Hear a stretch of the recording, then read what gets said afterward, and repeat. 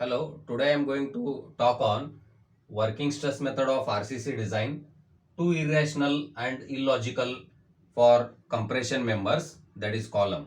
So it is well known fact that in olden days all the structures were designed by working stress method. But then people realized the limitations, rather the illogical approach of working stress method, and since a considerable time all over the world most of the structures are designed by limit state method in RCC, except few structures like dams and water tanks which are still designed by working stress method. Otherwise, across the world, the structures are designed by limit state approach.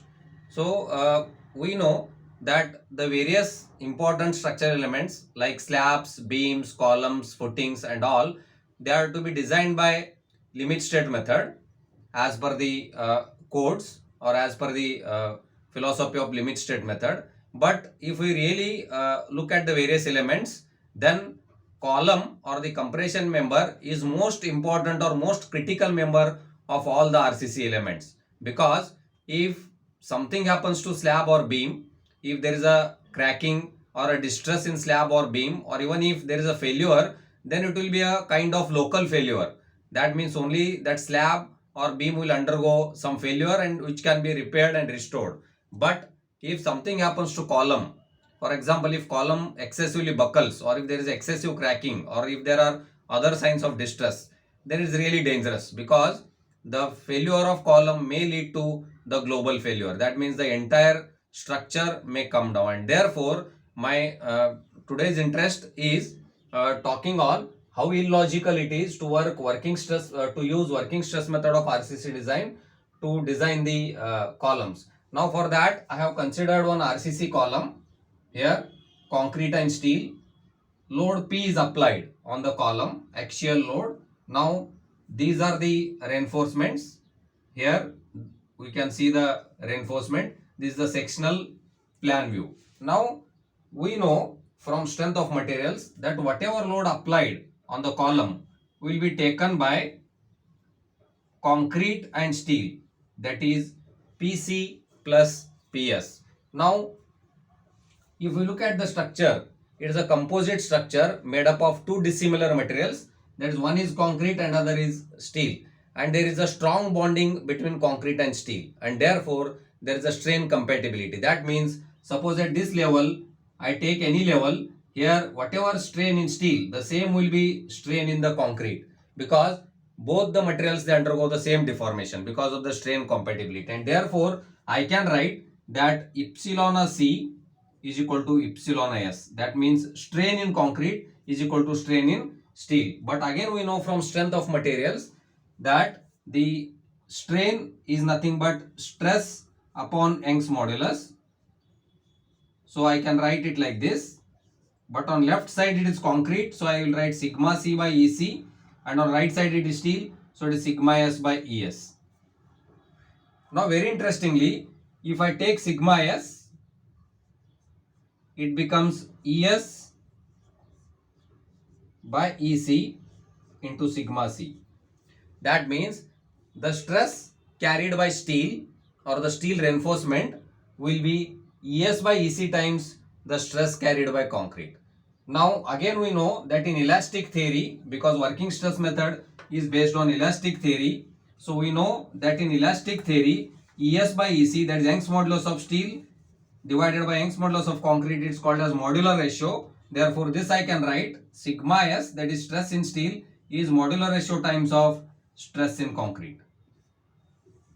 Now as a matter of fact, the Young's modulus of steel is 2 into 10 raised to 5 Newton per mm square, whereas Young's modulus of concrete may range between 25,000 maybe up to 50,000 depending on the grade of the concrete. Maybe for lower grade it may be 20,000, 25,000, and as the grade goes on increasing it will be around 50,000 or maybe at the max 60,000 maybe in some rare cases. And therefore what I want to tell here, that Young's modulus of steel will be always much higher than Young's modulus of concrete, and therefore modular ratio is always greater than 1, and therefore sigma S is equal to m times of sigma C, and therefore the stress carried by steel will always be more than that carried by the concrete. But now let us see what happens importantly here. That it's a very interesting fact. Now, if you look at the Young's modulus or modulus of elasticity of steel, over a period of time, it remains more or less same. But that is not the case with concrete. In concrete, there is one effect called as creep of concrete, which people study in concrete technology domain. Creep of concrete means under the sustained loading, that means for the same stress over a period of time in a structure, the elements they undergo strain. That means there will be increase in strain at the sustained loading or at the same stress, and that strain increase over a period of time will be gradual. That means the Young's modulus of the concrete when the structure is built, if it is EC, then over a period of time, because of strain, we can say EC divided by 1 plus theta. That will be ECE. So I'll explain here.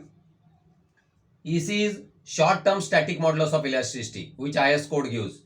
Theta is creep coefficient depending on the time, and ECE is long term modulus of elasticity or long term static modulus. Now, for concrete, after 1 year, theta is given as 1.1. So the creep coefficient theta for concrete is 1.1 after 1 year, and therefore if I see ECE, that is long term modulus of elasticity for concrete, is short term modulus or short term static modulus divided by 1 plus 1.1, because as I told, the creep coefficient theta for concrete after 1 year is assumed as 1.1. Therefore, it becomes EC upon 2.1.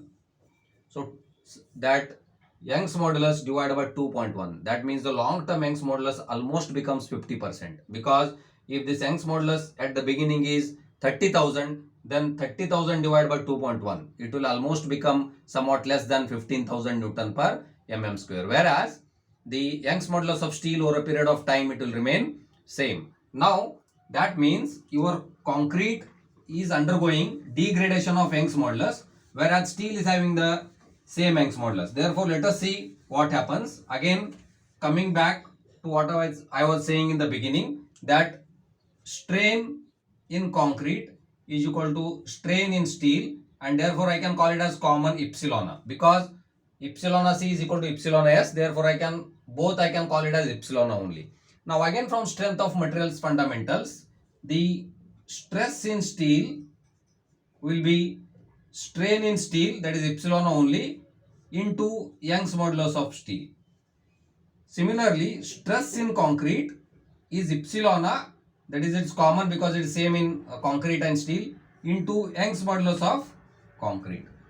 Now a very interesting fact, that over a period of time, the Young's modulus of steel remains same, but because of creep effect of concrete, because of the nature of the concrete, since concrete is highly heterogeneous, non-isotropic and complex material, because of the creep effect, the Young's modulus decreases, and therefore though strain is same, strain compatibility, your stress carrying capacity of concrete, it goes on reducing. So initially when you have designed the column, maybe the load sharing or the stress sharing between steel and concrete may be 60-40, I'm just giving example, but over a period of time, because of the degradation in Young's modulus, okay, the load or the stress to be carried by steel may be more than 90%, and the stress to be carried by concrete may be less than 10%. That means your concrete is carrying very less stress and load, whereas your steel is overstressed, and that's why the columns may buckle or there may be